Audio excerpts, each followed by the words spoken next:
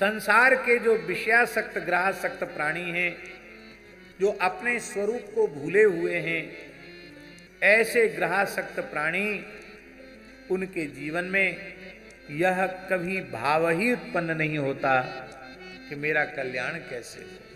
क्यों? ये प्रश्न उनके भीतर क्यों उत्पन्न नहीं होता? बोले इसलिए उत्पन्न नहीं होता कि निद्रया ह्रियते नक्तम व्यवायेन च वावयः दिवाचार्थे हया राजन कुटुंब भरणेन वा। सारी रात सोने में व्यतीत हो जाती है, रात्रि के समय को निद्रा देवी चुरा लेती है, अथवा विषय भोग में रात्रि व्यतीत हो जाती है।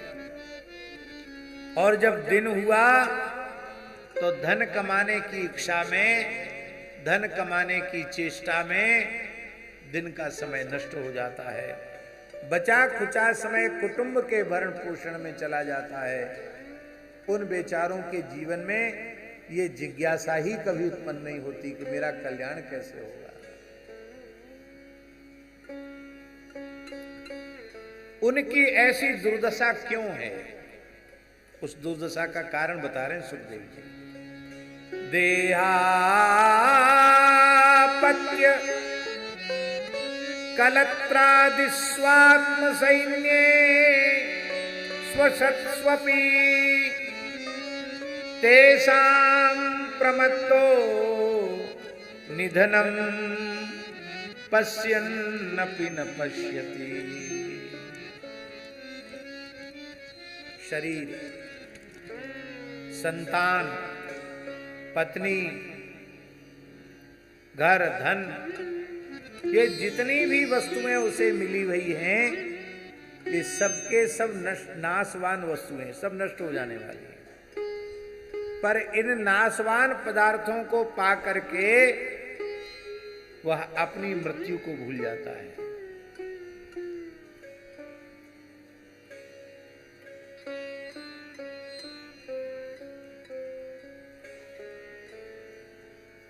संसार के सुख को भोगते भोगते इतना मतवाला हो जाता है कि निधनम पश्यन्नपि न पश्यति।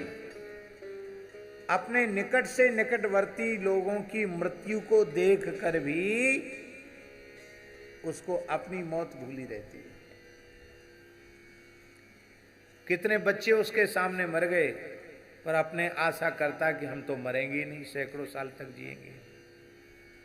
कितने जवान मर गए, कितने बालक मर गए, वृद्ध तो मरते ही हैं, पर अपनी मृत्यु को भूला रहता है। इसलिए महापुरुषों का मत है, अपनी मौत की याद रखना ही भजन है।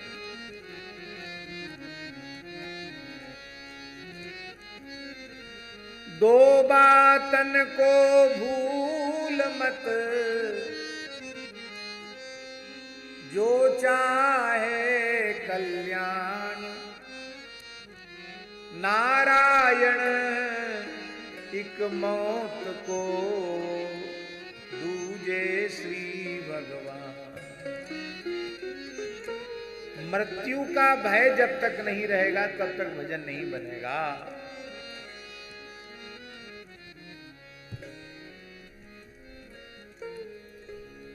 हम कभी कभी पहाड़ी बाबा के जीवन की एक घटना सुनाते हैं। ये परिभाषा उनकी बताई हुई है भजन की, कि मृत्यु सामने खड़ी है ऐसा अनुभव में आ जाएगा, उसका भजन बनेगा। मृत्यु कब किसको उठा ले जाएगी कोई पता नहीं है।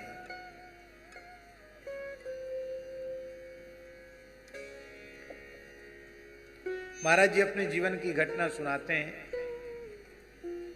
ये घटना होगी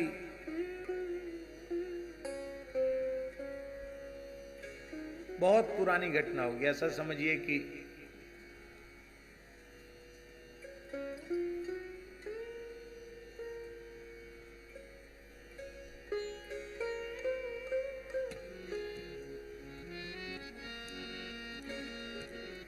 1910 या 15 की घटना हो, बहुत पुरानी घटना। महाराज जी खाक चौक में पुजारी थे, तो साधुओं की जमात आई। कहाँ जा रहे हैं? त्यागी तपस्वी बोले काशी जा रहे हैं, रामनगर की रामलीला देखेंगे। तो महाराज जी कहते हमारे मन में भी भाव जगा रामलीला देखने का। तो बिना गुरुजी से पूछे चुपके ही कमंडल उठाया और बस रात को ही चले गए। और महात्माओं से बात हो गई थी कि मथुरा में नरसिंह जी की बगीची में जमात पड़ेगी, वहीं आ जाना। नरसिंह जी की बगीची में पहुंच गए। दूसरे दिन ट्रेन में बैठे तो उसमें लकड़ी झोंक कर चलने वाली ट्रेन होती थी। अब 1912 या 15 की बात होगी, उस समय की बात। तो उस ट्रेन में बैठ गए। पैसा तो उस समय था ही नहीं, गरीबी खूब थी। महात्माओं के पास पैसा कहां से आया? सब बिना टिकट ट्रेन में चढ़ गए। और मिर्जापुर के आसपास जैसी ट्रेन पहुंची, जंगल में ट्रेन खड़ी हो गई और एक बंगाली बाबू था, उसका नाम महाराज जी लेते थे मिट्ठू बाबू। रेलवे का बड़ा अधिकारी था वो, अंग्रेजी समझ शासन में, और साधुओं का पक्का दुश्मन था, कट्टर दुश्मन। उसको साधु को देख के आग लग जाती थी, ऐसा था। उसको पता नहीं कहां से खबर मिली कि ट्रेन में साधु भर के जा रहे हैं बिना टिकट। वो जंगल में चेकिंग हो गई और तमाम मिलिट्री फौज आ गई अंग्रेजों की, गाड़ी को घेर लिया, गाड़ी खड़ी हो गई। अब महाराज लोग जानते थे कि मिट्टू बाबू की पकड़ में आ गए तो फिर जेल से छूटेंगे नहीं, जेल में ही मरना पड़ेगा। तो जैसी ट्रेन अभी रुकी नहीं थी, धीमी हुई, हल्ला मच गया कि मिट्टू बाबू को चेकिंग हो रही। तो सब कूद कर ट्रेन से भागे। महाराज जी कहते मेरा पहला अवसर था जीवन का, हम भी ट्रेन से कूद के भागे। तो भाग तो गए, पकड़ में नहीं आए, जमात से बिछुड़ गए। अब भयंकर जंगल, जंगली पशुओं के छोटे छोटे रास्ते जंगल में भटक गए। एक पहाड़ी के पास एक देवी जी की मढ़ी थी, उसके पास धूना चेता करके बैठ गए। अग्नि के पास हिंसक प्राणी नहीं आते हैं। तो एक व्यक्ति आया, बोला बाबा यहाँ क्या कर रहा है? बोले क्या कर रहा दिखाई नहीं पड़ता, बैठे हैं यहाँ, कहाँ जाएं?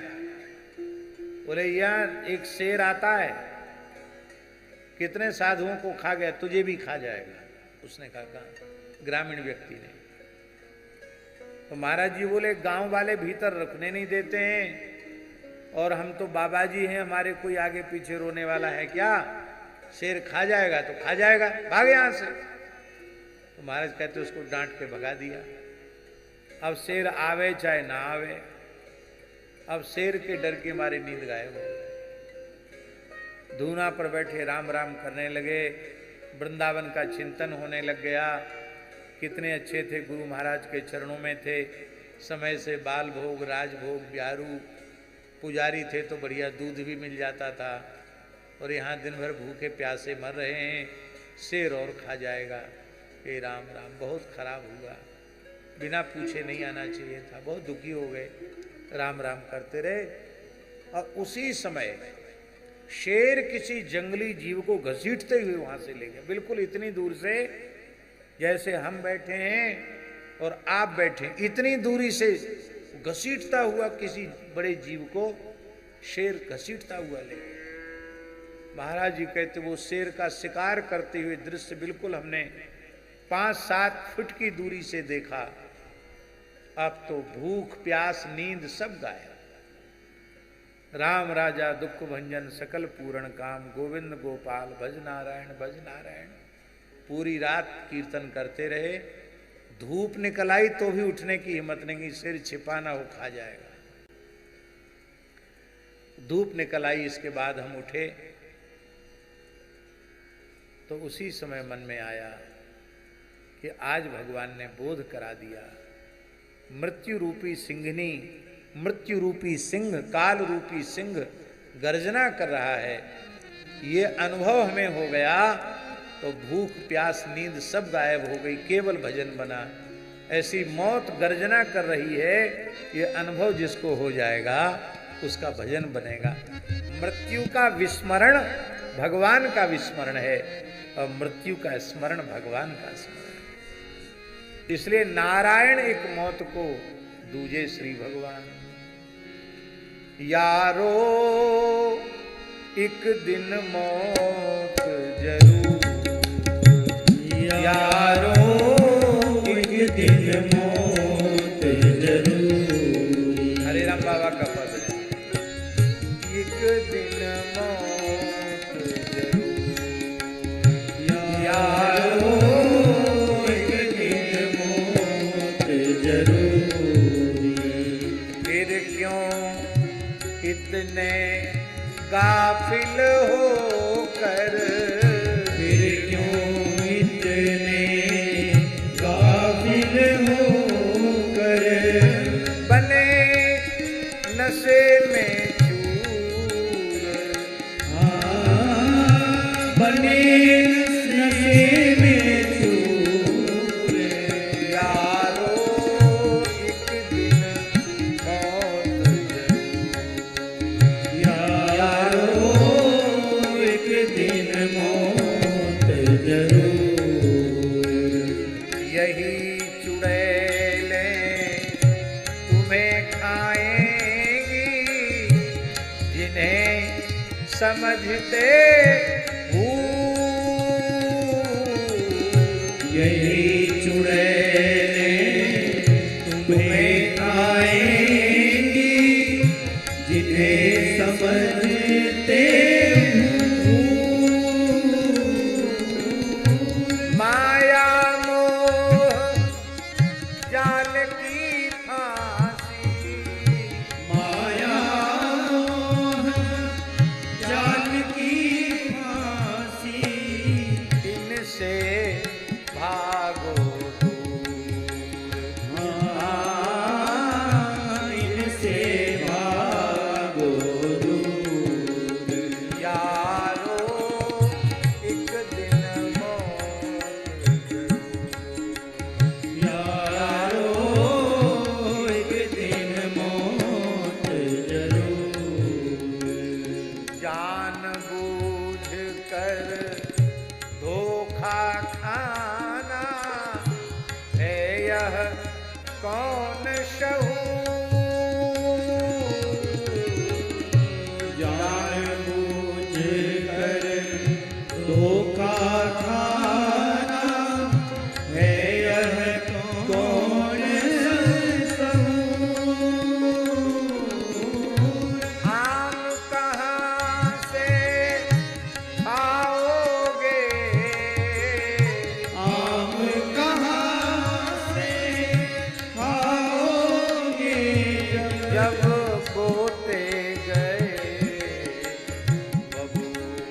हाँ, जब बोते गए बबूल। यारो एक दिन मौत जरूर, यारो एक दिन मौत जरूर। कोई बचने वाला नहीं है। राजा रंक सभी दुनिया के, राजा रंक सभी दुनिया के। छोटे बड़े मजूर, छोटे बड़े मजूर। जो मांगो बांधत को मारे, जो मांगो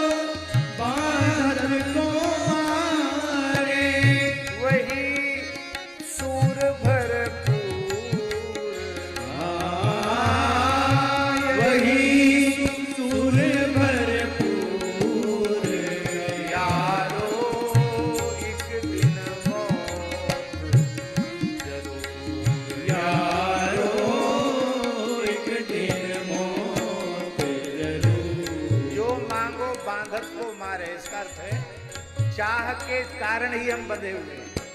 जिसने अपनी चाह को मिटा दिया है वही शूर कहलाने का अधिकारी है।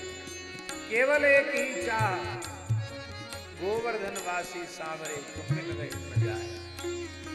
बस एक ही चाह, दर्शन को नैना तपे, वचन सुनन को कान, मिलवे को हीरा तपे, जिए के जीवन प्राण, गोवर्धनवासी सांवरे तुम मिल रहे न जाए। भगवत दर्शन के अलावा कोई इच्छा चित्त में न रहे। झूठा झगड़ा, झूठा टंटा, झूठे सभी गरु, झूठा झगड़ा, झूठा टंटा, झूठे सभी गरु। रामदास हरि प्रेम बिना, रामदास हरि प्रेम बिना, सब अंत दूर का दूर, सब अंत दूर का दूर, यारो एक दिन मौत जरूर, यारो एक दिन मौत जरूर। इसलिए तेषां प्रमत्तो निधनम पश्यन्नपि न पश्यति, इतना मत वाला हो जाता है कि इन सबके विनाश को देखकर भी अपने विनाश को भूला हुआ रहता है। इसलिए हे राजन, यदि ईमानदारी से मनुष्य अपना परम कल्याण चाहता है तो उसे सर्वात्म भाव से तीन ही साधन करने चाहिए। श्रोतव्यः, कीर्तितव्यश्च, स्मर्तव्यश्चेच्छता भयम्। पहला साधन भगवान और भगवान के प्राण प्यारे भक्तों के चरित्रों को अत्यंत श्रद्धा पूर्वक बारंबार सुनना चाहिए। दूसरा साधन कीर्तन करना चाहिए। तीसरा साधन स्मरण करना चाहिए। श्रवण, कीर्तन और स्मरण, ये तीन साधन है। चाहे जितने व्यस्त रहो संसार के व्यवहार में, पर तीन काम कभी नहीं छोड़ना। श्रवण नहीं छोड़ना, कीर्तन नहीं छोड़ना, और चलते फिरते उठते बैठते सोते खाते पीते जगते स्मरण नहीं छोड़ना।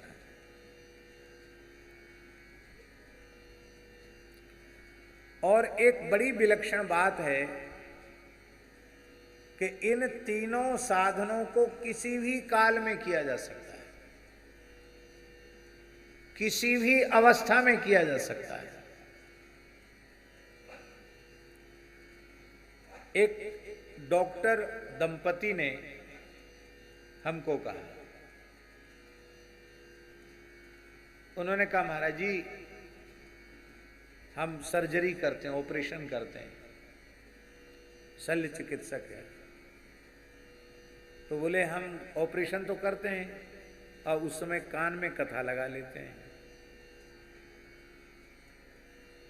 ऑपरेशन के पहले भगवान का स्मरण करके प्रार्थना करते, प्रभु बस आप ही सबके प्रेरक हैं, कर्ता कारयिता आप हैं, आप ठीक करवाना, बस हमसे कोई अनुचित कार्य न हो।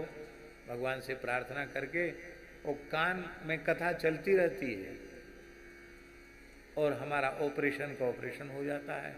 और इतना सुख मिलता है कथा सुनने में कि हम कह नहीं सकते। ले साहब, ऑपरेशन करते हुए कथा सुनी जा सकती, आप सोचो। मार्ग में आने जाने में हम लोगों का कितना समय नष्ट होता है। ट्रेन की यात्रा, बस की यात्रा, वाहन की यात्रा, और जब खाली होते हैं तो या तो मोबाइल चलाएंगे या राजनीति की चर्चा करेंगे या परनिंदा पर चर्चा करेंगे और वो 5-7 घंटे का समय एकदम बर्बाद कर देते हैं, नष्ट कर देते हैं। अरे कुछ मत करो, तान दुपट्टा सो जाओ। भजन नहीं बनता है तो मत करो भजन, सो जाओ, कम से कम शरीर को तो विश्राम मिलेगा। कुछ नहीं करना, समय को नष्ट करना। समय बहुत मूल्यवान है, एक एक क्षण का उत्तम से उत्तम उपयोग करने का प्रयास हम लोगों को करना चाहिए। इस अंश में हम विज्ञान को बहुत धन्यवाद देते हैं कि आज विज्ञान के साधनों का उत्तम उपयोग करते हुए आप निरंतर श्रवण कीर्तन स्मरण कर सकते हैं। वो उपकरण आपके श्रवण कीर्तन स्मरण में सहायक बन सकते हैं, आप उनका उत्तम उपयोग करो। श्रवण का फल है कीर्तन। 3 घंटे 4 घंटे कथा सुनी और फिर यहां से उठ के गए, फिर संसार की चर्चा शुरू कर दी, तो क्या सुना आपने? कुछ नहीं सुना। आपके भीतर जो भरा है वही भरा है, कथा तो बाहर से बाहर ही रहेगी, भीतर कथा घुसी नहीं।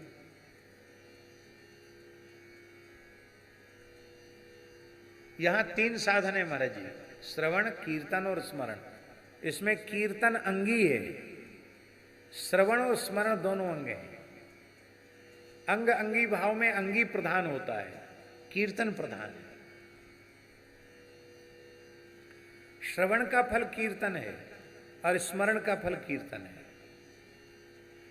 श्रवणकर्ता जब श्रवण करता है तो श्रवणकर्ता को श्रवण का लाभ मिलता है।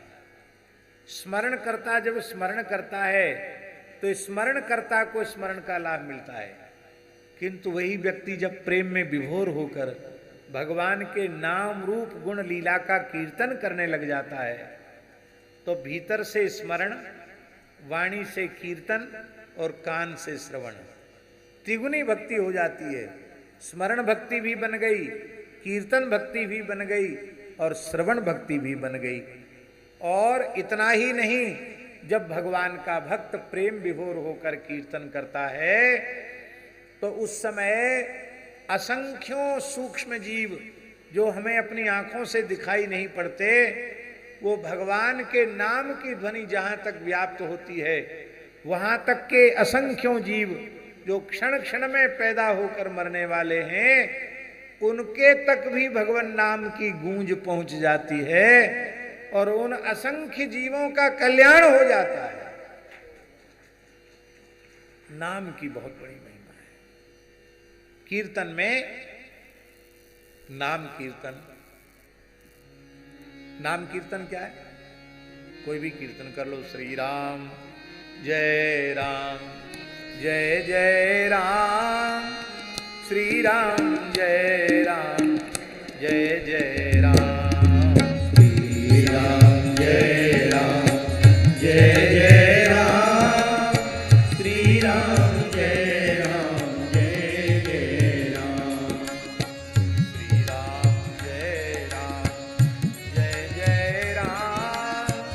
श्री राम जय जय राम, श्री राम जय जय राम, श्री राम जय जय राम, श्री राम जय जय राम, श्री राम जय जय राम, सिय प्रिय प्यारी अवध बिहारी, सिय प्रिय प्यारी अवध बिहारी, जय जय श्री अग्रदास दुलारी, जय जय श्री अग्रदास दुलारी, श्री राम जय जय राम, श्री राम जय जय राम, श्री राम जय जय राम, श्री राम जय जय राम। नाम कीर्तन, श्री राम जय हरे राम हरे कृष्ण करो, गोविंद जय जय गोपाल जय जय करो, नारायण नारायण करो, जो जिस नाम में रुचि हो वही नाम का कीर्तन करो। नाम कीर्तन, रूप कीर्तन, जिसमें भगवान की छवि का वर्णन है, रूप कीर्तन है। दोहराएंगे तो समय लगेगा, इसलिए सीधे सीधे बोल देते रूप कीर्तन। ठाकुर जी किशोरी जी के रूप का कीर्तन कर रहे हैं। प्यारी तेरे नैना मदन सरवारी, आपके नेत्र कितने प्यारे हैं। रत्नारी कारी कजरारी, चंद्र बदन पर अति छविधारी, चितवन बाकी तिरछी प्यारी, मम ही के घायल कर डारी। प्यारी तेरे नैना मदन सरवारी, मीन कमल खंजन दुतिहारी, सब विधि प्राण आधार हमारी। हसनी नटनी अरु अंग मरोरनी, देखी देखी में जाऊं बलिहारी। ये रूप कीर्तन है। रूप उजागर अग्रतियन में, हो तुम श्री मिथिलेश दुलारी। अग्र स्वामी जी का पाठ। और जब रास में लाल जी प्रिया जी के सौंदर्य का कीर्तन करते हैं, तो प्रिया जी लाल जी के सौंदर्य का गुणगान कर, वो भी कीर्तन कर रही है। प्यारे मुख चंद्र बिलो कऊ सजनी, क्रीट मुकुट मकराकृत कुंडल, नयन कमल दल अति छवि छवनी, नासामणि सुअधर पर राजत, मनहु कमल दल शुक्र उदवनी, कल कपोल पर अलके छूटे, चंद ऊपर मनु बसी बहु अहनी, कटि कछनी काछे बने आछे, पग में नूपुर अति मनहरनी, मुरनी दुरनी अरु हसनी नटनी में, कोटिन काम करो निव छवनी, रूप उजागर अग्र स्वामी मेरे, मम ही के हैं प्राण सुजीवनी। प्यारे मुख चंद्र बिलोकहु सजनी, नाम कीर्तन, रूप कीर्तन, लीला कीर्तन।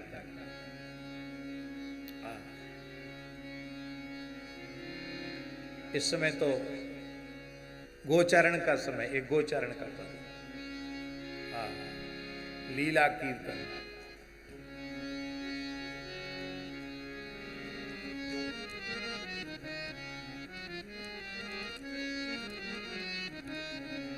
नंद नदन गोधन संग आवत, नंद नदन गोधन संग आवत, नंद नदन गोधन संग आवत, नंद नदन गोधन संग आवत, सखा मंडली मध्य विराजत, सखा मंडली मध्य विराजत, गौरी राग सरस सुर गावत, गौरी राग सरस सुर गावत,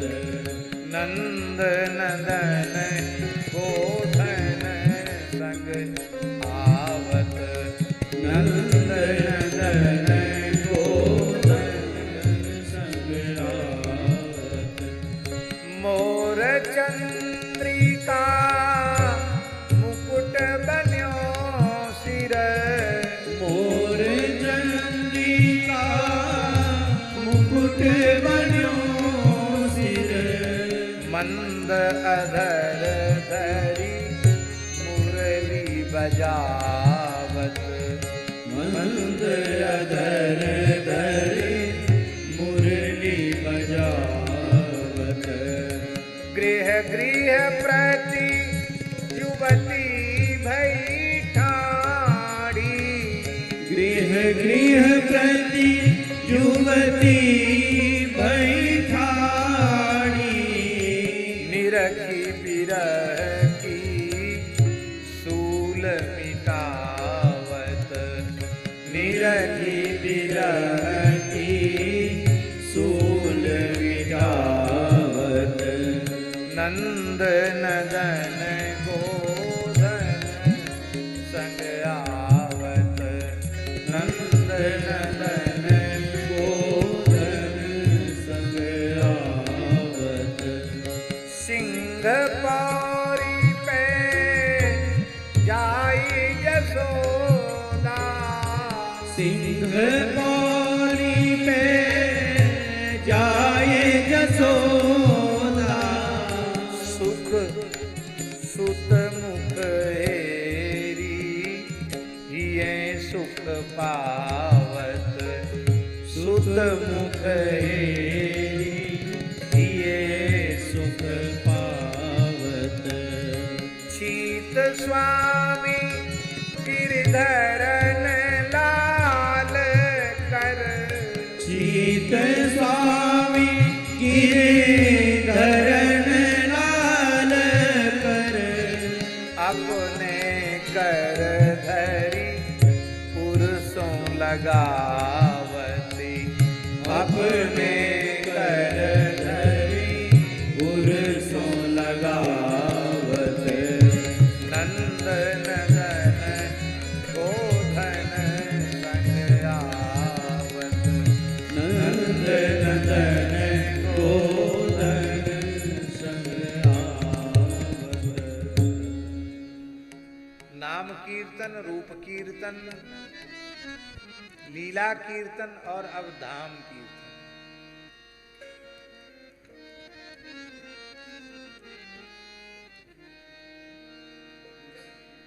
क्या वृंदा विपिन निहार,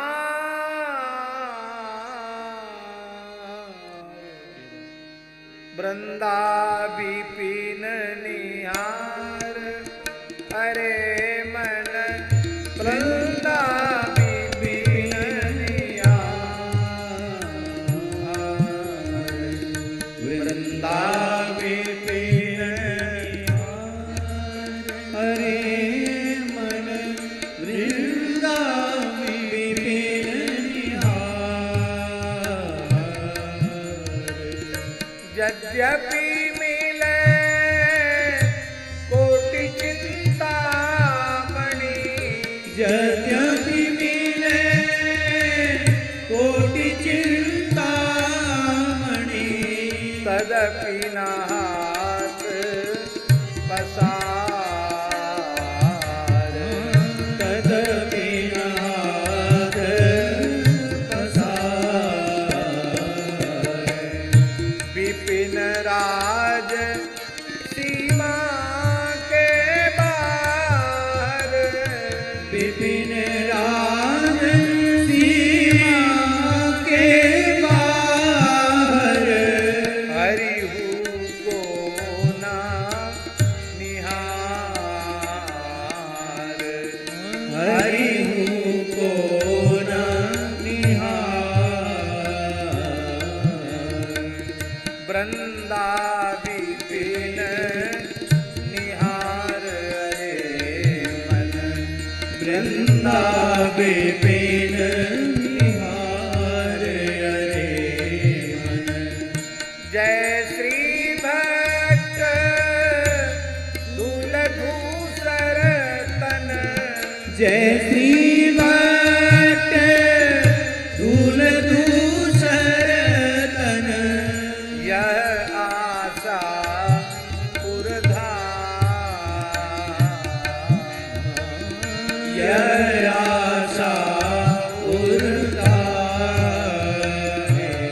मन। वृंदा विपिन निहार,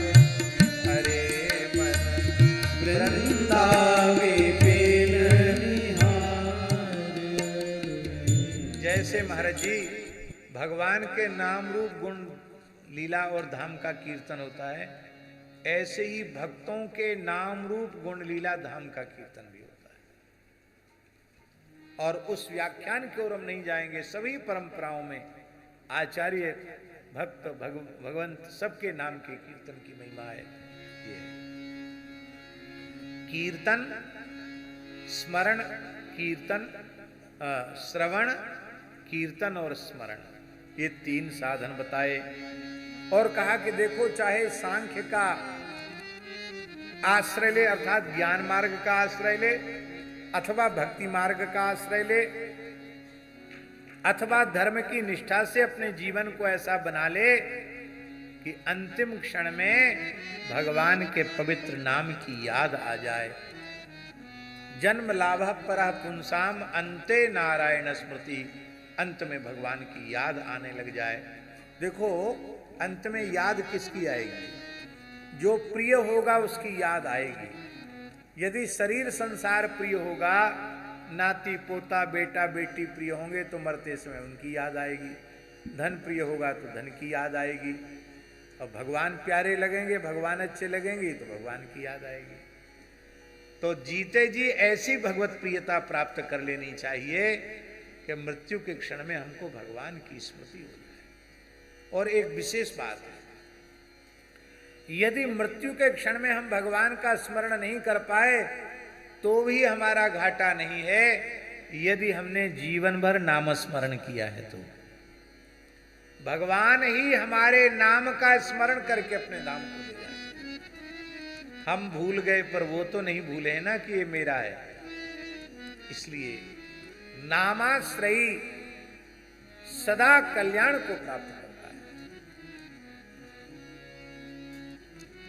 पुराण में यहां तक आया है, नाम युक्तान नरान दृष्ट्वा स्निग्धो भवति यो नरः।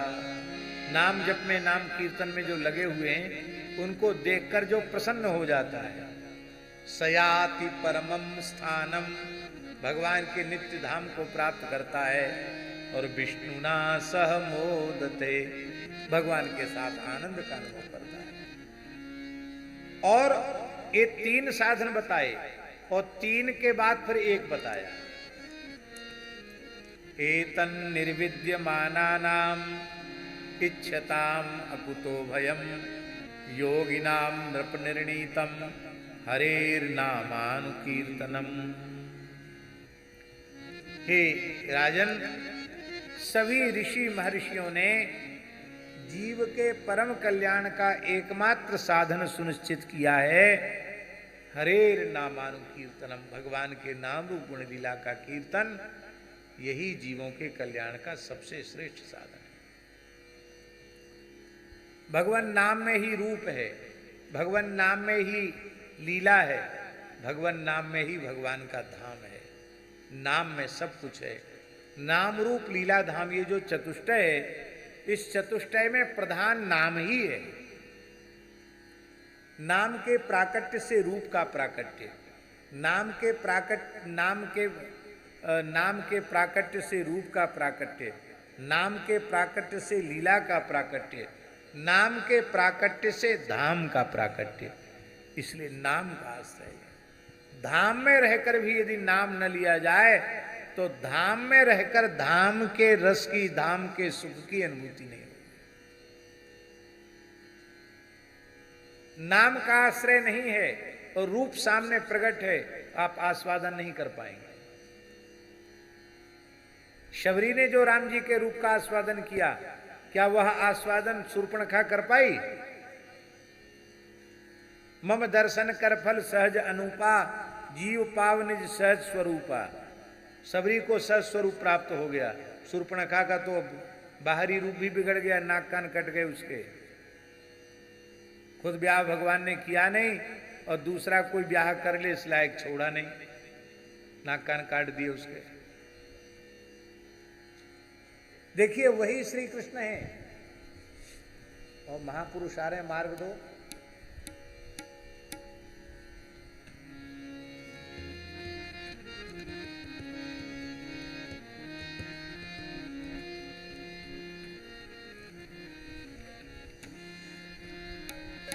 श्री गंगा मैया की जय। जय जय श्री सीताराम।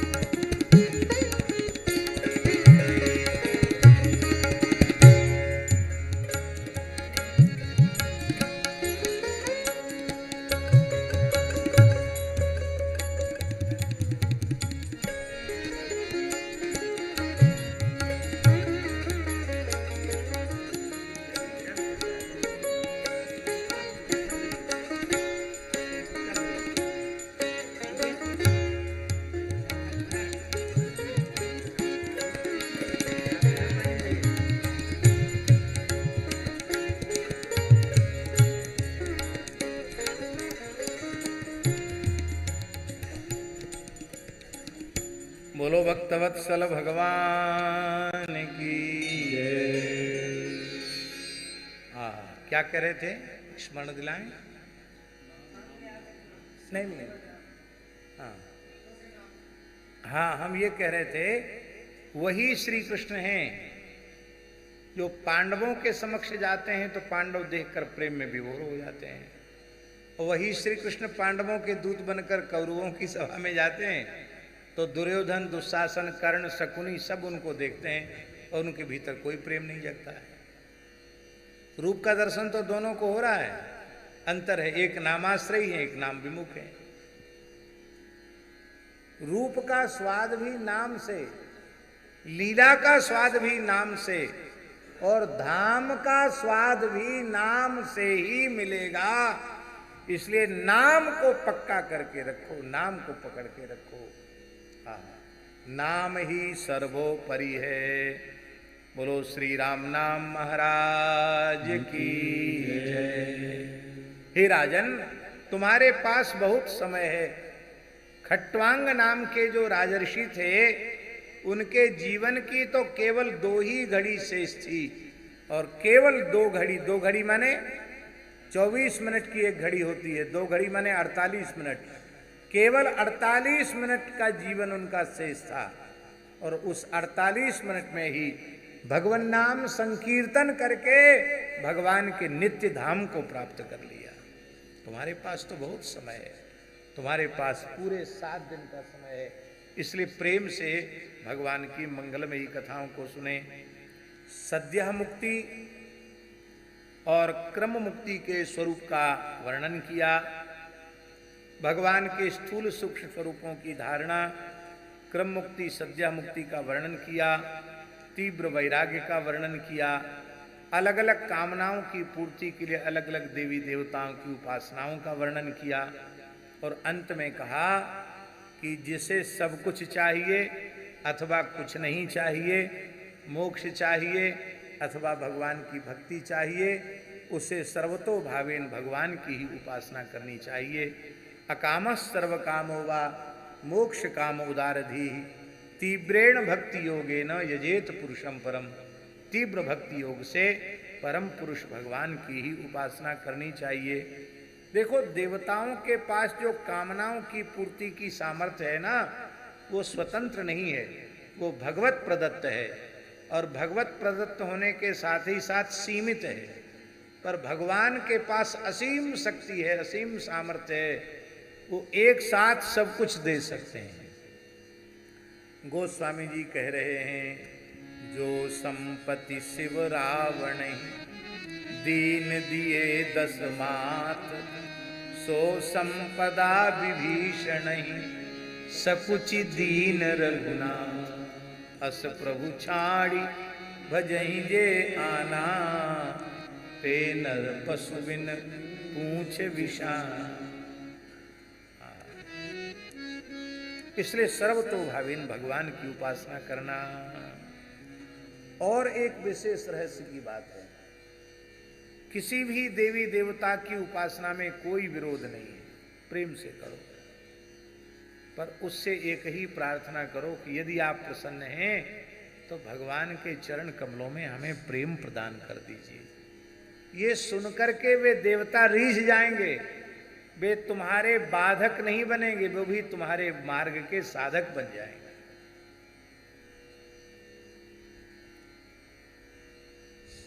देवता तो बहुत ऊंची चीज है।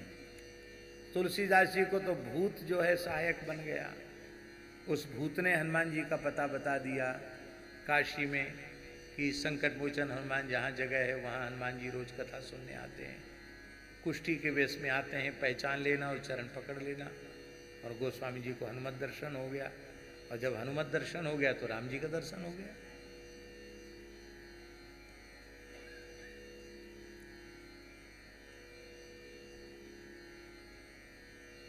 भगवान की भक्ति सर्वोपरि है। भगवान की भक्ति से बढ़कर के दूसरा कुछ भी नहीं है। बोलो भक्तवत्सल भगवान की जय। राजर्षि परीक्षित ने, श्री सुखदेव जी महाराज ने इस संपूर्ण सृष्टि का वर्णन किया। पूरा ब्रह्मांड भगवान में स्थित है। पाताल से लेकर के सत्यलोक पर्यंत विराट पुरुष परमात्मा के श्रीअंग में ही सब कुछ प्रतिष्ठित है। तब इस सृष्टि विषयक प्रश्न राजा ने किया और श्री सुखदेव जी ने मंगलाचरण पूर्वक सृष्टि विषयक प्रश्न का समाधान करते हुए महत्त्वादि के क्रम से कैसे सृष्टि का विस्तार हुआ इसका वर्णन किया। और कहा कि जो प्रश्न तुम हमसे पूछ रहे हो यही प्रश्न ब्रह्मा जी ने, नारद जी ने ब्रह्मा जी से पूछा था। उस समय ब्रह्मा जी ने कहा, नारद तुम मेरे आराध्य प्रभु के महात्म को नहीं जानते हो, तुम्हारी दृष्टि केवल मेरे ऊपर टिकी हुई है, इसलिए तुम ऐसा कह रहे हो कि आप ही सबसे बड़े हो। मैं बड़ा नहीं हूं, मैं तो तस्मै नमो भगवते वासुदेवाय धीमहि यन माया दुर्जया माम ब्रुवंति जगतगुरु। उन भगवान वासुदेव का मैं ध्यान कर रहा हूं जिनकी दुर्जय माया में मोहित प्राणी मुझे ही जगतगुरु मान बैठते हैं। मैं तो भगवान का दास हूँ। ये श्री ब्रह्मा जी महाराज भाव देते हैं। और ब्रह्मा जी ने कहा, जैसे सूर्य चंद्र आदि स्वप्रकाश नहीं है, भगवान के प्रकाश से प्रकाशित होकर जगत को प्रकाशित करते हैं, ऐसी भगवान की शक्ति से युक्त होकर हम सृष्टि का विस्तार करते हैं। इसी को गोस्वामी जी ने विनय पत्रिका में राम जी के संबंध में कहा, हरि ही हरिता विधि ही विधिता शिव ही शिवता जिन दई। राम जी कौन है? विधि को विधिता, हरि को हरिता और शिव को शिवता प्रदान करने वाले हैं, वो भगवान है।